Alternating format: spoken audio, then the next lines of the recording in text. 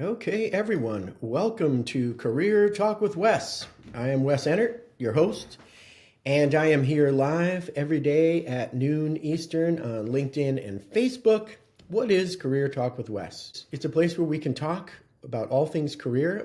I'm not talking about just traditional careers, I'm talking about your 9 to 5ers, your corporate careers, your independent business, your entrepreneurial, entertainment, musician, uh, tightrope walker, whatever it be, it could be looked at as your career if it's the thing that you do to either make a living or to be your occupation or vocation. So the topic I have is decision making within a career context.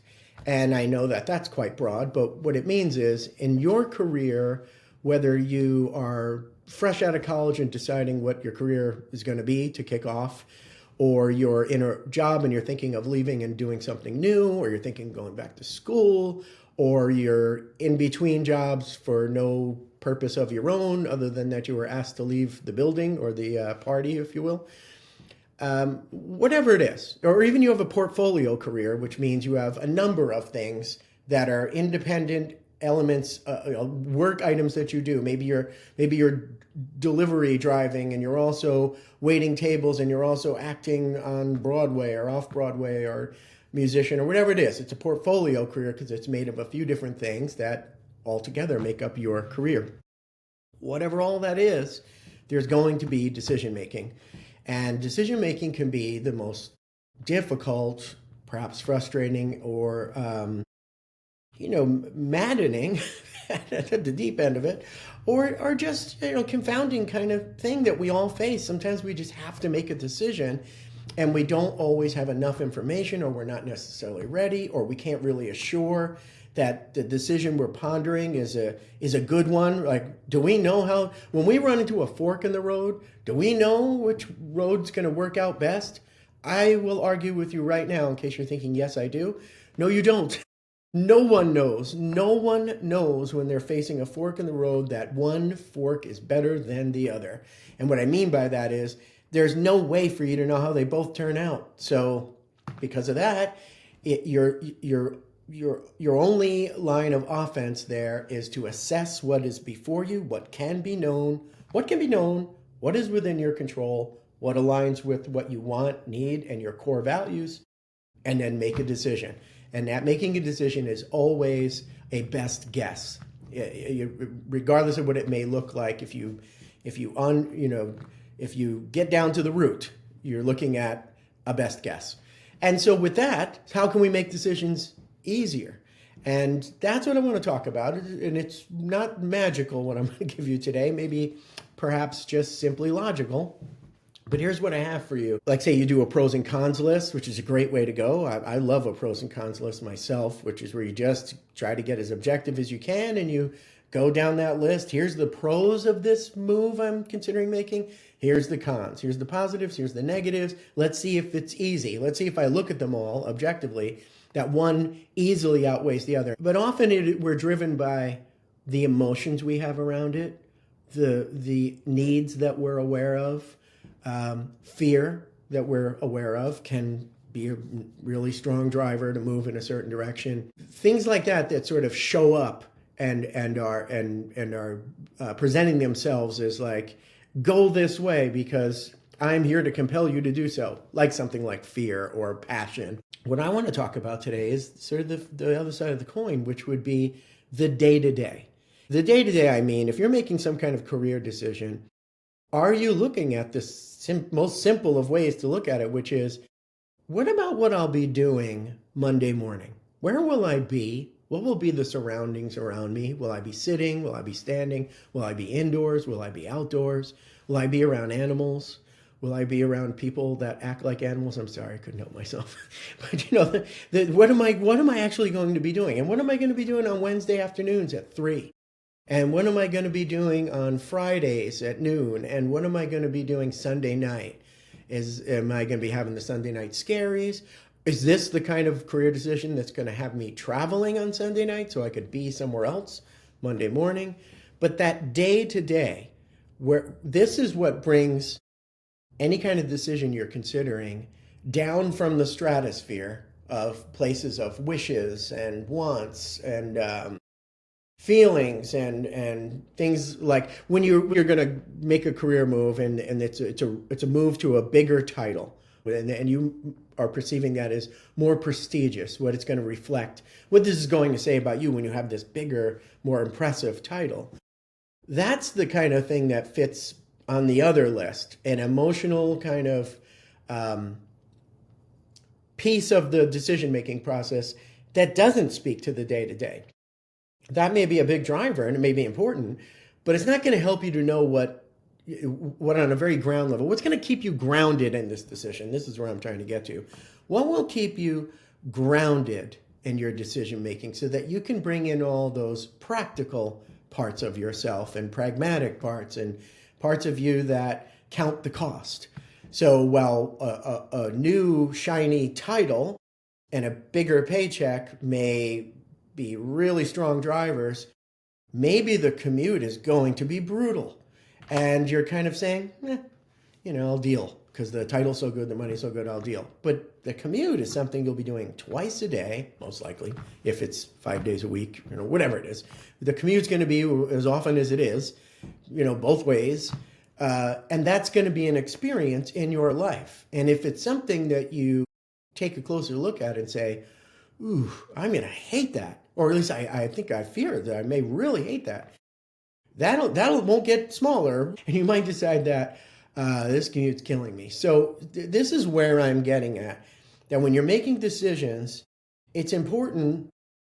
I just caught myself and thought, I'm probably speaking to someone right now who's prone to be on the emotional, sort of big, shiny side of things, where all those big, sparkly things are what gets your attention and helps you make moves. I also may be talking to someone who is more practical and pragmatic and isn't driven by these shiny, more fantastical items that make things so exciting and wonderful. Maybe you're really a down-to-earth practical thinker. And so this may come to you as obvious, like, no kidding, that's what I'm thinking about, the commute, and I'm thinking about my boss. I want to meet that person and I want to see if there's a good enough connection, because if there isn't, here's a source of misery. I'll be working with that person maybe 40 hours a week. So maybe I'm speaking to you too, where it's not the fantastical things you're focused on, it's the more practical things. But let me run this exercise by both of you, both the practical and the non. And it's the lottery fantasy. I have talked about this before on the show. Where I got this from is a radio psychologist that used to be on in New York. Her name was Dr. Joy Brown. She's since passed, unfortunately. And she was on New York radio on AM, mostly overnight. And I used to love her show.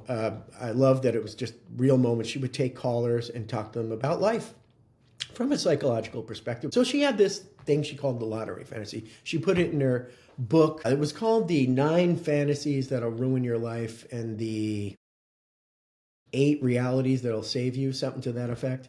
So one of her chapters was about the lottery fantasy. And she said, what would you do if you won the lottery and make the lottery as high as it needs to be? Like these days, I guess it probably needs to be about $500 billion for you to make sure all your bills are paid and everybody gets to college and your car runs. What would you do? Most of you probably have an answer to that ready to go. Many answers. I'd quit my job. I'd travel. I'd buy my parents a brand new house. I'd buy this one, that. I'd buy myself this. I'd start doing charity work and doing more meaningful work and be able to have resources to do it with. I'd start a business and be able to fund it. On and on. So maybe you want to practice this on your own when you have time, but you need to exhaust yourself with all the things you can think of right now that you would do. And then I'm going to ask you, what are you going to do on Wednesdays at 3? What are you going to do at Fridays at noon? What are you going to do on Sunday nights?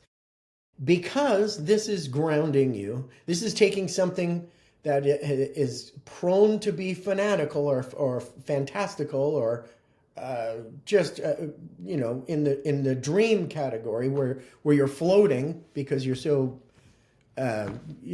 so taken by getting all that money. That will fade. Everything will pass. Everything will get back to you, except you'll have all this money.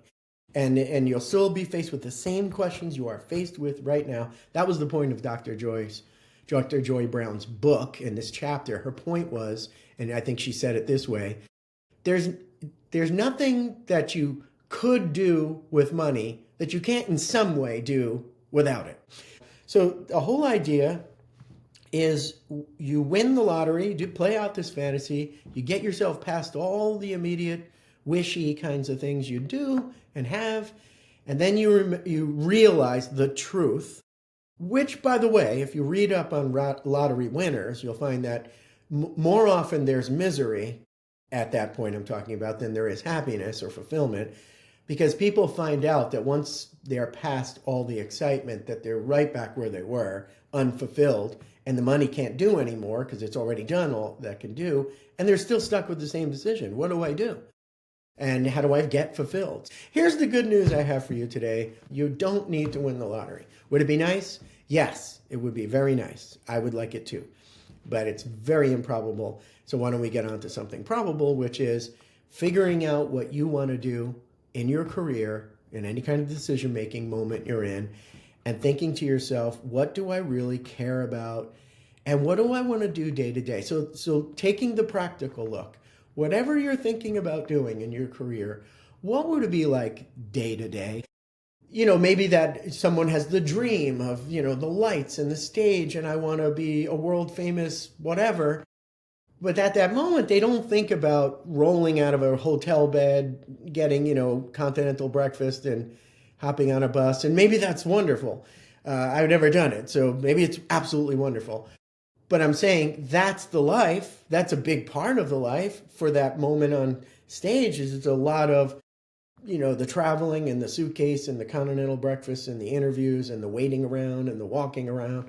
So what I'm saying is get yourself into the day-to-day of whatever it is, this decision you're thinking of making and the direction you're thinking of going. Try to get into the day-to-day of it and try to play it out for yourself. Maybe even try to experience it if at all possible. One way that people might do that is if they're thinking of relocating for a job, you go to the new location and you experience it to some degree. Whatever time you have and ability you have, you walk around the new town you'll be living in and you walk to the stores and you try to get some sense, this will be my life. This is what I'll be looking at. The office you'll have. Is it going to have a window? No window? I mean, because this is going to be your life day to day. And that's it. That's what I want to bring to you. If you're making a decision about your career, move past the exciting things, move past the big shiny things, try to get to the day to day to see if that seems also something that you either want or really honestly feel you can tolerate if it's not what you want. Just remember that it will probably be more of the time that you spend in the environment with the things that are just day to day than the big moments when the sale closes or when the paycheck comes in or when somebody says, oh, get the director of everything in here and it's you. Those will be the great moments, but the real moments will be the coffee machine and the where you park your car and where you have your house or your apartment or whatever it is. Get real about the day to day and just have that as a very real component of your decision making. And with that, that's what I have for you today on Career Talk with Wes. Career Talk with Wes has been and is a place to talk about all things career. I welcome your comments, questions, concerns, critiques in the comments section when it's live or when it's post live and on demand. Thank you for joining, whether it be live or on demand. Know that I'm open to taking clients. So if you like what's happening here and think it's a good kind of career coaching and consulting for you, contact me and let me know, and I'll let you know what I'm able to do for you. And with that, I'll see you tomorrow. Bye.